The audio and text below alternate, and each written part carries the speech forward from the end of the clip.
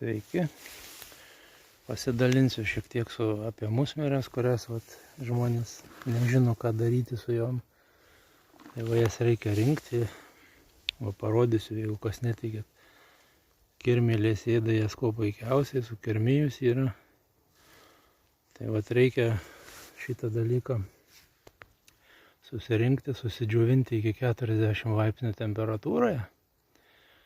Reikėtų, kad jie pastovėtų maždaug iki 2 mėnesių, po to sudžiovinti, susimalti su blenderiu.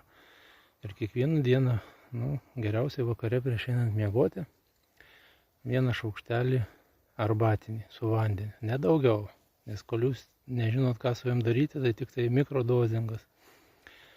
O tokiu atveju tų programų visų bomžų vidinių, ką jūs meluojat savo, jūs nebegalėsit niekada savo meluoti.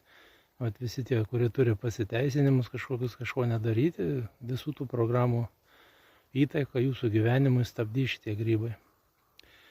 Tai tik tai naudokit atsakingai ir viskas bus gerai. Ir tą, ką mes darom su pasąmonė, šitie grybai įtakoja ir padeda jie stabdyti. Žmogus iš esmės savo neduoda meluoti, dėl ko jis neuždirba, dėl ko jis ten storas, pinigų neturi.